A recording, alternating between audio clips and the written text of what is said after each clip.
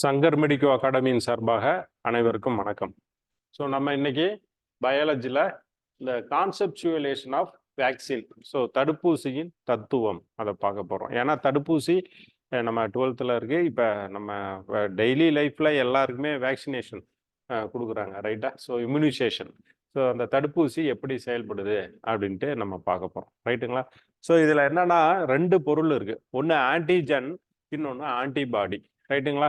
So antigen, so பேர்லயே பாருங்க, gen அப்படின்னா எங்க வந்தாலுமே ஜெனரேஷனா உற்பத்தி செய்யுது. ஸோ எதை உற்பத்தி செய்யுது?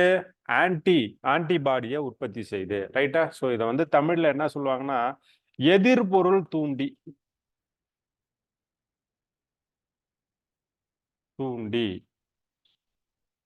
ஸோ ஆன்டிபாடினா எதிர்பொருள்.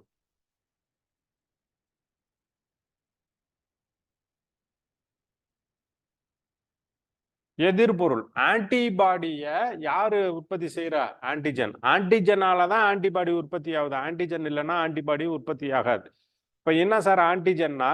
ஒரு நோய் கிருமி நம்ம உடம்புல புகுது, ஒரு ஃபாரின் பார்ட்டிகல்ஸ், பேத்தோஜன்ஸ், நோய்களை உண்டு பண்ணக்கூடியவை எதா இருந்தாலும் பேத்தோஜன். பேத்தோ அப்படின்னா டிசீஸ், ஜென்னா உற்பத்தி, ரைட்டுங்களா? So pathogens. ஸோ அதான் மைக்ரோப்ஸ், வைரஸ், பாக்டீரியா, அதெல்லாம் மைக்ரோப்ஸ். இதெல்லாம் நம்ம உடம்புல புகுந்தா நமக்கு நோயை உண்டு பண்ணும், ரைட்டா? அப்ப அது எல்லாமே ரெண்டுமே புரோட்டீன் தான்.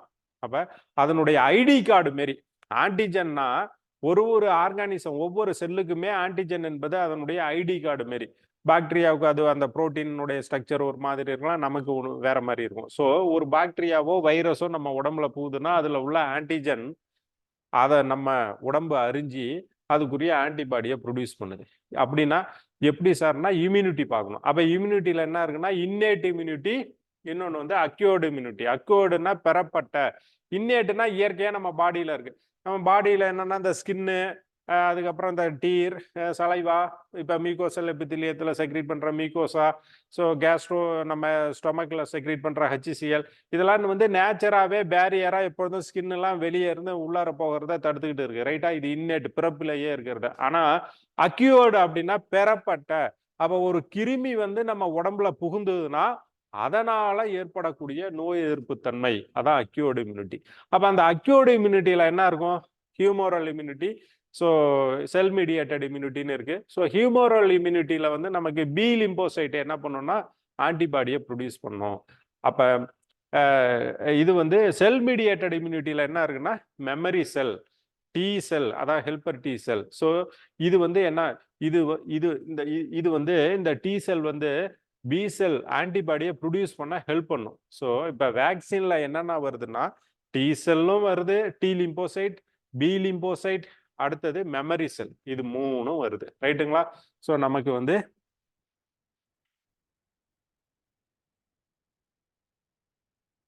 டி லிம்போசைட், அடுத்தது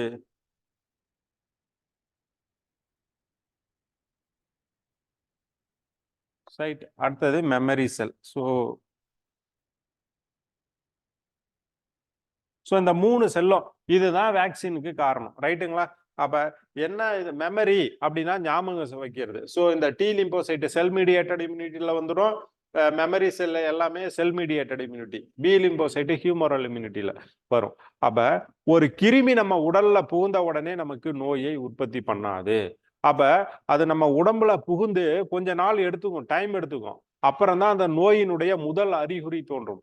அதற்கு பெயர், அந்த இடைப்பட்ட காலத்துக்கு பெயர் இன்குபேஷன் பீரியட் அப்படிம்பாங்க. ஸோ இன்குபேஷன் பீரியட், ரைட்டுங்களா? ஸோ இன்குபேஷன் பீரியட்,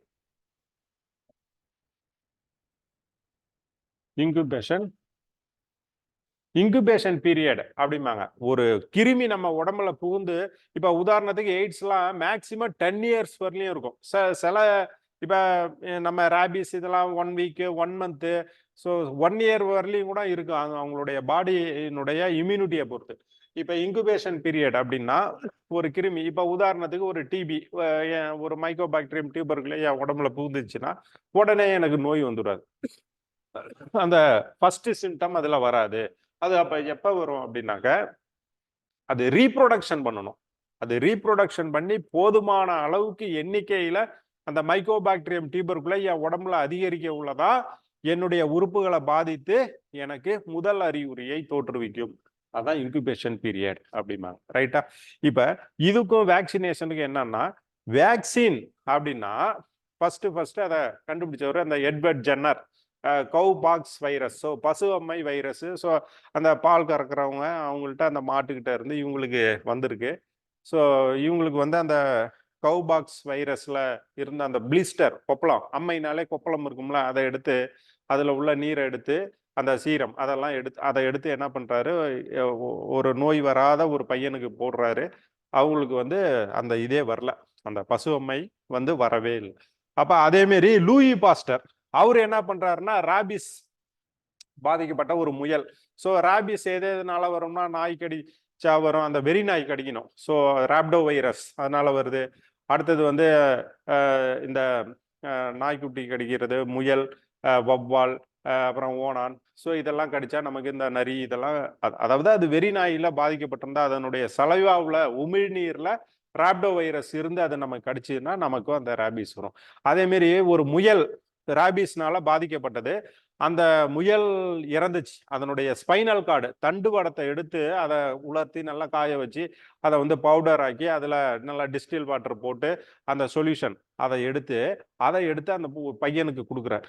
கொடுத்தப்ப அவருக்கு வந்து அந்த அந்த பெரிநாய் கடிக்கப்பட்ட பையனுக்கு கொடுக்க உள்ள கடிச்ச உடனே அவருக்கு அந்த நோய் வராமையே போயிடுச்சு. அப்ப இதுல இருந்து என்ன தெரியுது அப்படின்னாக்க, எந்த கிருமிகள் நோயை உண்டு பண்ணுதோ அதே கிருமிய எடுத்து அதை கொன்னோ இல்ல உயிரிடணும். கொன்னான்னா டெட்டு, ரைட்டுங்களா?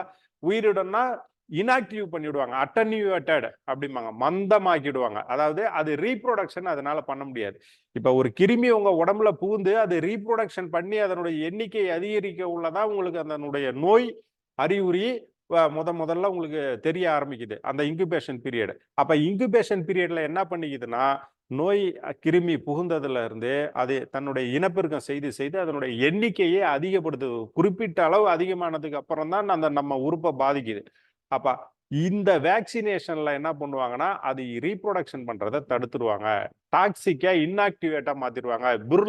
விர்லண்ட்னா அது நமக்கு பாதிக்கப்படக்கூடியதை விர்லண்டா மாத்திடுவாங்க. ரைட்டுங்களா? ஸோ அந்த வீரியத்தை நீக்கிடுவாங்க. இப்ப வீரியம் குறைக்கப்பட்ட அட்டன்யூவேட்டட், அது லைவ் வேக்சின். ஸோ டெட்டாக கொடுக்கலாம், லைவாக கொடுக்கலாம், எப்படி இருந்தாலும் அது ரீப்ரொடக்ஷன் அங்கே பெரிய அளவுக்கு ரீப்ரொடக்ஷன் பண்ணாது.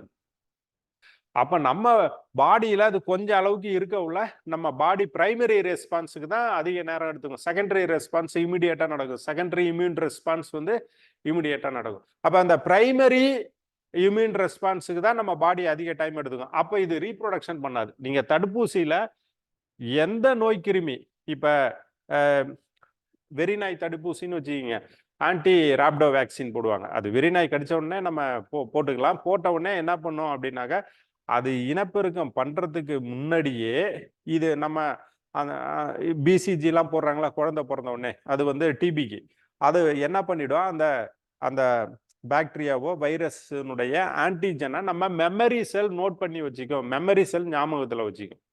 அப்ப மெமரி செல் ஞாபகத்துல வச்ச உடனே நீங்க தடுப்பூசி நோய் வர்றதுக்கு முன்னாடியே போடுறீங்க.